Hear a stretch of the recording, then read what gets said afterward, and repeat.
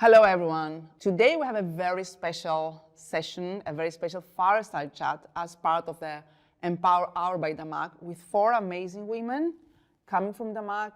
And we're gonna have an incredible conversation about how things are when it comes to equity, equality, but also inequity and inequality.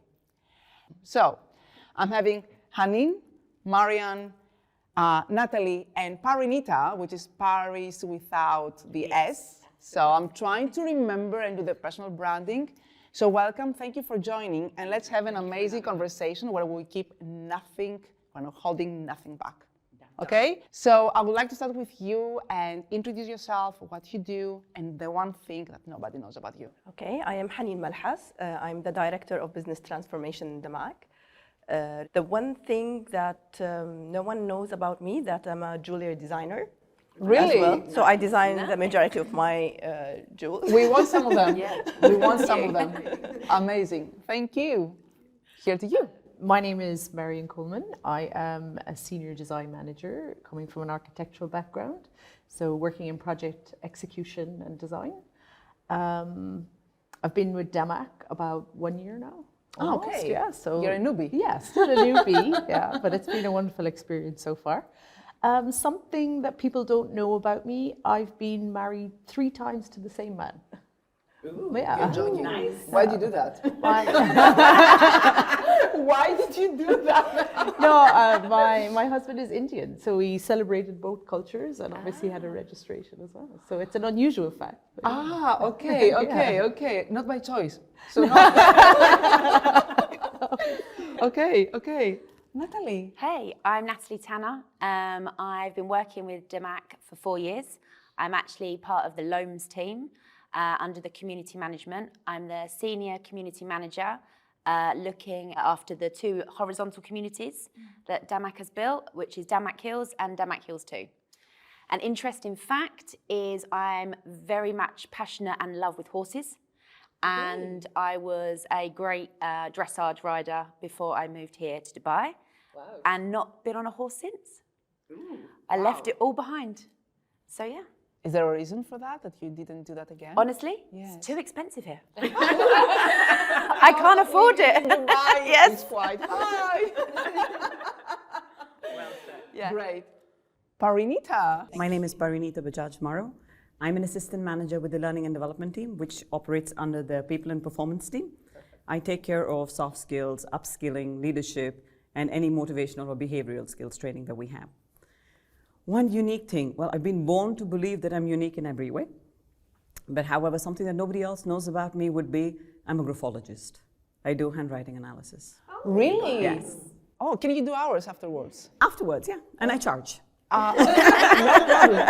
And can you take anything which is weird out of the handwriting analysis you're doing? Yes, how you, cross your T's, dot your I's. Wow. Interesting. Yes.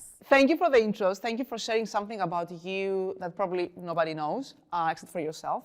And so this year is all about equity. And sometimes we confuse equity with equality. And I would like to hear from you, how would you describe equity versus equality? And I will start from you, Hanin, just to hear from you, and I will just try to go like that. Yeah. One example that I have personally faced equity and equality is basically because I'm a mother, when I try to take my maternity leave and also ask for more, for example, unpaid leave. Of course, this is with the previous employers. I was not given the chance to be selected as part of the promotional cycle of that year. Unfortunately, of course, that caused so much disappointment for me. Now, according to the employer, it was an equality thing because I have been absent for almost 3 months of that year, and I did not pay so much effort to the organization similar to my other male colleague. Yeah. This was a perfect example for equality because it's treating the people the same without providing them with the resources that they need in order to provide their outcomes. While equity, I would say it's treating the people fairly and with considerations to provide them with the necessary resources for them to achieve their outcomes. So, for example, if they have provided me, for example, with an option to work from home, I might be able to achieve my outcomes and be productive while being at home and next to my children. So this is the circumstance that I felt, no, I need more equity in this situation rather than equality. That's a very good point, actually. And I think that women who have kids, they can relate to that, because trying to have a family has been more harsh on women than men. And that maybe is going to be a point to discuss later on. So I'll go to Parinita. Tell me, a case between equality and equity. Okay, so when this topic comes up of equality and equity, it's basically nothing but just a missing syllable in between, equality and equity, yeah? So if you literally think about it, and I'll talk about my experience, which is in training. A simple example to tell you what I feel it means, my point of view.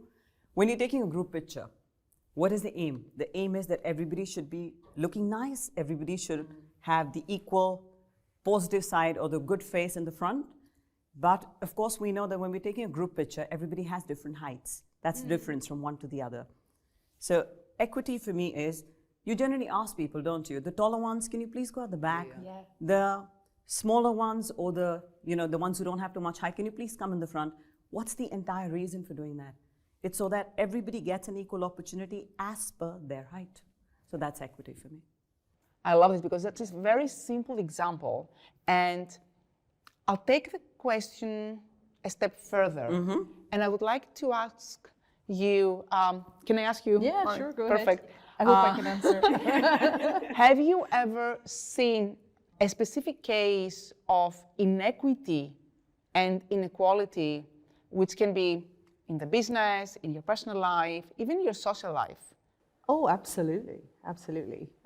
In previous employment, not necessarily with me, but I have seen some serious inequality, a lot of the time towards women, but also men. Men, from different backgrounds, where I think, because as humans, we're inherently kind of drawn to people who have similar backgrounds or experiences. It's just a human trait. And I think sometimes when someone is a bit different, for whatever reason, they don't necessarily always come within that inner fold, Yes. And I think that I've definitely witnessed that as well, not just because of gender, but also race and religious bias. I've seen it, yeah. And I think the way to address it is to be vocal and be supportive, Sometimes you can't always change the whole system because it's a systemic issue, but you can at least make sure your voice is heard and be supportive. True. Yeah. I think it's more about what you bring to the table instead of blaming everybody around you and the finger being like this. Let's see what we can do to change it. Yeah. Exactly. Yeah. I would like to ask you, Natalie, have you ever faced or seen any inequity or inequality case in your life, in front of you? I think I'll carry on from where you said. I think growing up and coming through the chains of command and trying to work really hard, especially as a woman and coming up the ranks, you see it lower down maybe sometimes. And I think we definitely as women can be the voice and support other people and understand what they're going through and be their voice, like you said, speak on behalf of somebody sometimes and then get them involved with the conversation and help them that way.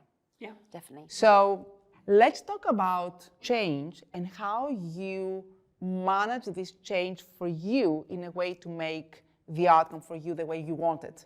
Okay?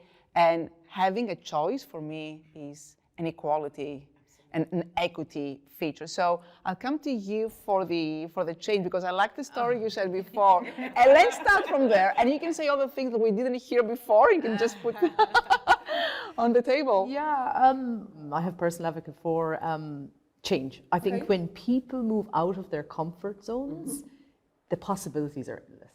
Agreed. And a lot of the time, fear is what holds one back, and you don't know your capability.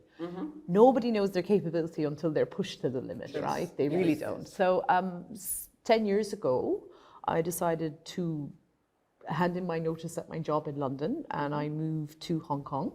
I didn't know anyone at the time. And my family at home were like, what are you doing? You know, Okay. crazy. And actually, I remember how scared I was. Like, I was so scared, but I did it anyway. And honestly, the most wonderful things in my life have come from making that decision and pushing that change. And I think, again, it comes back to when you have a fear, just take a breath, face it. Yeah. What's going to happen? Yeah, take It's a going to leap of go faith. well or it's not. Yeah. But at the same time, if you don't make a change, you will always wonder. And I much rather wonder, you know, what if I hadn't rather than what if I had, right? Great. I love this. I love this. Who wants to share their change moment? I would love to. I can see that. Go for it, Marinita. Okay. So I'm not as young as I look. So before I came to Dubai, there was a big personal decision that I made. So I've always been, you know, under the protection of maybe a father, maybe a male figure, basically, maybe a husband. So when we decided to end things between my marriage, I decided to take a leap of faith. So I love what she said, absolutely. I think when you stay in what you're used to doing every day, day in, day out, or what you've been taught as a child to do, it just goes in a direction, and a direction which you don't realize is maybe planned, or maybe everybody's been there, done that. But you know, if you take that leap of faith in yourself and tell yourself, I can do this. I don't know nothing about the path ahead, but I can do it.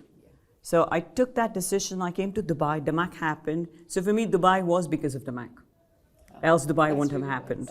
It wouldn't have happened. So literally, this company has been my guiding light, has been my way to move forward. So everything that I learned in terms of confidence, in terms of association, networking, I learned it here. You know, I think it's one of the safest places that I've come to in my entire life. Yeah, I agree. And I've not had a short life. I've had a long life. Yeah, definitely. So, you know, as a girl, when you move, there are fears. Fears instilled by society, by family, by peers, by everybody. Yeah. And then, of course, you see social media, you watch movies. You're like, can I really go there all by myself? Yeah. No family? And really hats off to you, a lot of respect. Yeah. Moving to a country where you know nothing about. Yeah. So I moved here. I remember one of my friends telling me, it's the best of both worlds. And I'm like, which two worlds are those? Yeah. And she said, because a part of me is Indian, so best of there, and a part of me is German, so best of there. Okay. So I'm like, okay, why not? So I think it really matters that you have to accept change and take that leap of faith in spite of the fear you have. I think that matters. Agree with you. By the way, I love change as well. Change has many faces. Absolutely. And you need to rethink about how you address it, how you leverage it. And I will go to you and ask you, do you plan the change or it comes to you naturally? Okay, change for me, I'm not somebody that would go out and change something straight away. And I probably would say I'm a little bit on the scared side of change. Mm-hmm. But when change has to happen and it comes to you, then you have to do it. Take every day as it comes and step up to these challenges. Yeah. Let it be work, personal, with friends, family, and being in a country which isn't your home, but actually having your own family and friends within this within this country that we've built, and especially in the organisation. These are people that you spend like 8 hours of your day with. At least. At least, yeah. Officially. So change is good. At the end of that, change is good, and we grow stronger and wiser because of it. And as I say, I don't grow older, I grow powerful. So beware out there, people who believe in ages. Hanim, what is change for you? How you plan it? If you don't plan it, it's okay. Okay, so actually change is part of my identity and values. I'm half Jordanian and half Iraqi, so I was born and raised in Iraq, which is basically a country in a conflict zone. So since I was young, I learned that change is a survival skill for me because of running out from the war, we were changing homes, changing places just to survive and just to stay alive. So since I have been a kid, change for me is a survival skill that I need to master and have and focus on the most important things in my life. So this came part of my personality. So I'm highly adaptable to any change environment. Usually I'm the change driving force in my family, so I usually push them to be changed. And even if we were like in the same situation for a while, you find me, no, we need to change. I cannot stay in a home for more than 2 years. I cannot see the same couch for more than 1 year. So I need to change. It's part of my The opposite. yeah. And that's also led me how to choose my job. I'm a transformation director, so I transform. I'm a change driver. Yeah, So I think you said the magic word that comes So- behind you. Yes. yeah, I'm living the purpose. I feel the purpose job that I want, and I love my job, and that's why it's part of my personality, is who I am. So I see it as a strength, a skill in my personality. It was really great to see you today. It was really great to talk to you today. Honored to meet you, and I hope everyone was going to enjoy this video with these 4 amazing women. Likewise. Okay? Girl power. Thank you very much. Have a good day.